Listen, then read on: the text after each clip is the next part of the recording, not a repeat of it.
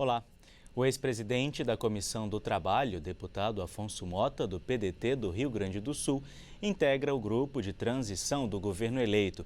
Vamos conversar com ele no Palavra Aberta de hoje para compreender as expectativas para os próximos anos e os resultados desta legislatura.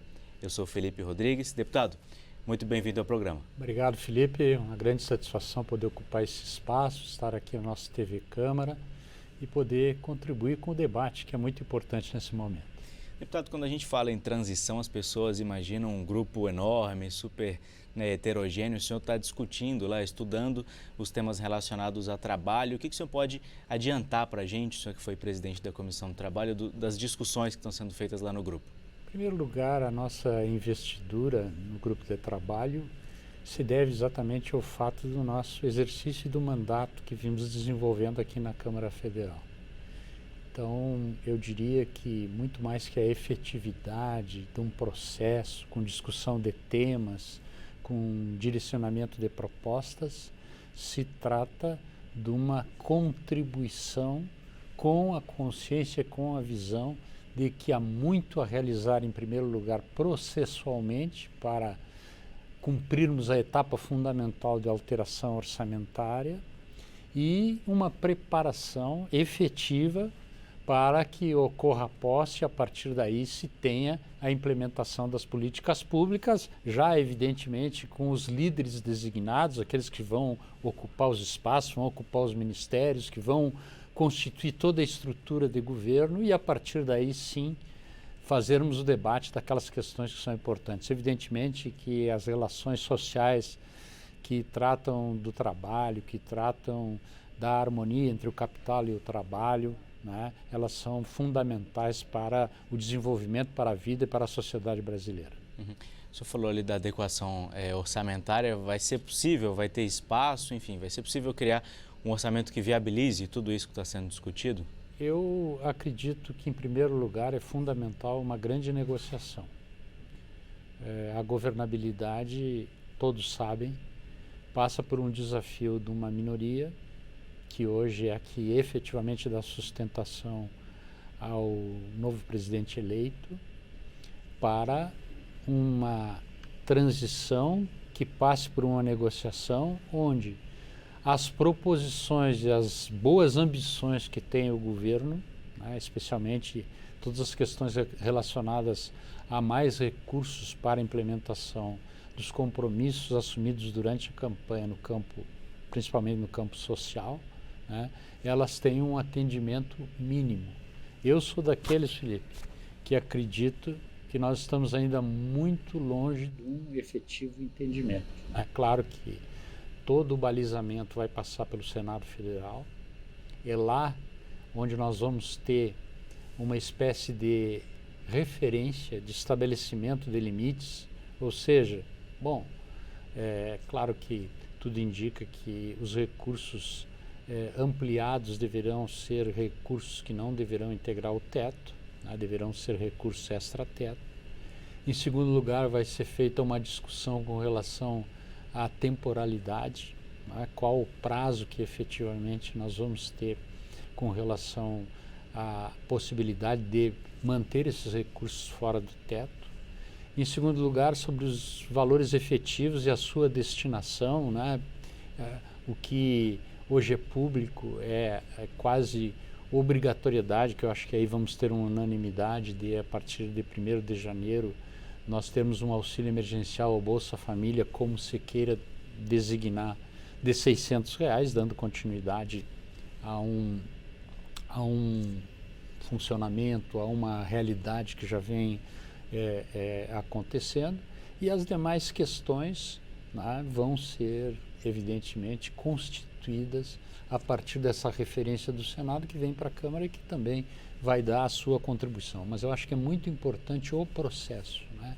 Esse momento é prevalente no Senado Federal e há uma grande expectativa de chegar aqui na Câmara. O meu sentimento, né, embora torça para que tudo aconteça, para que tudo tenha efetividade, é um sentimento de muito cuidado, de muita reserva, porque é um acordo muito complexo, né? Hoje a governabilidade passa por um grande acordo em função da minoria que tem o presidente eleito para atender os seus propósitos. E tem pouco tempo, né, deputado? Muito pouco tempo, até o dia 19, com certeza, nós temos que estar com esse processo concluído.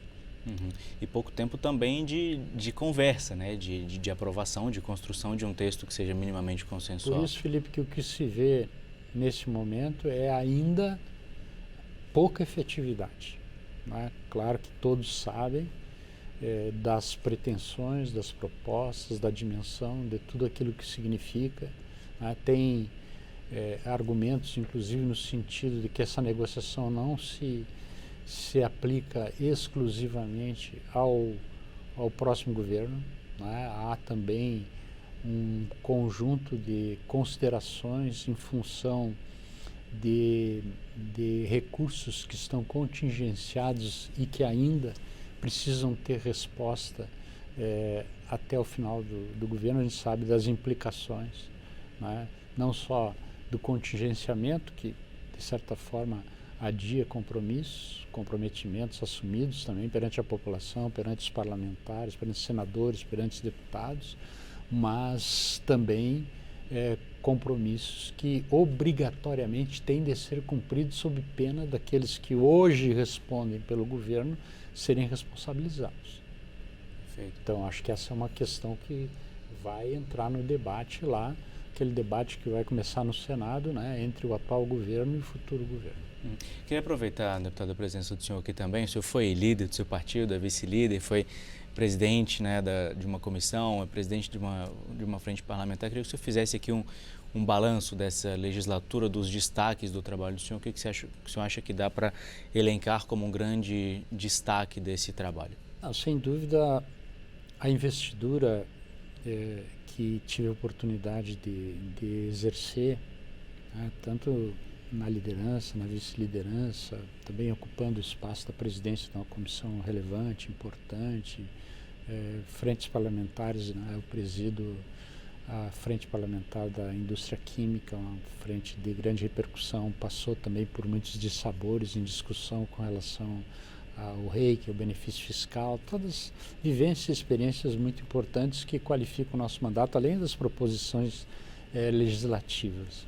Mas esse foi um ano e claro que desde o meio da legislatura nós tivemos esse sentimento, foi muito prejudicado pela polarização, pelo tensionamento e pela perspectiva eleitoral.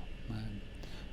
Os 2 últimos anos, todo o nosso exercício, todo o trabalho no parlamento, ele não digo que foi prejudicado, né? Mas houve uma consideração muito grande com relação ao processo eleitoral e à intensidade.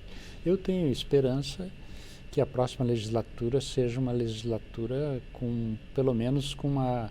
Não vai diminuir a disputa, as diferenças que hoje são marcantes não só aqui no parlamento, mas na sociedade brasileira. Isso deve permanecer, mas que a gente possa superar a tensão, né? Quer dizer, o fato de pensar diferente e pensar diferente, a consequência seja a exclusão do outro. Pensar diferente e a consequência seja o ódio com relação ao outro, né? Pensar diferente e isso nos impor um fanatismo que não admite a possibilidade de encontrarmos uma alternativa, de cedermos, esse processo todo que é natural de negociações no âmbito do parlamento. E isso é muito importante para a sociedade brasileira. Nós vamos passar por um momento onde o governo precisa ter efetividade, o governo vai precisar formar uma coalizão mínima. Nós temos questões relevantíssimas para a sociedade brasileira, são pelo menos 4 reformas fundamentais importantes que estão na pauta: a reforma administrativa, a reforma política, a reforma federativa e a reforma tributária. Eu acredito que tem, claro, outras questões, mas essas questões têm muito significado e elas vão obrigatoriamente para organizar a sociedade brasileira, porque a sociedade brasileira, ganhasse quem ganhasse, ela está desorganizada do ponto de vista institucional. Não se consegue, os vencedores dos últimos pleitos não têm conseguido maioria suficiente, não, por outro lado, não tendo maioria, não dão efetividade à coalizão, e não tendo coalizão, não é uma coalizão, é uma cooptação, há um risco permanente, iminente com relação ao direcionamento das políticas públicas, com relação à governabilidade, né? E isso é notório, né? Lamentavelmente, a sociedade brasileira não tem conseguido alcançar todo esse contexto de uma sociedade desorganizada, dos desafios das relações entre os poderes da República, da efetividade da política pública. A gente poderia conversar aqui mais um bom tempo, mas o nosso tempo é curtinho, então quero agradecer a presença do senhor aqui no nosso programa. Eu que agradeço, muito obrigado pela oportunidade. Você assistiu ao Palavra Aberta de hoje com o deputado Afonso Mota, do PDT do Rio Grande do Sul. Eu sou Felipe Rodrigues e a gente se vê numa próxima edição do programa. Até lá!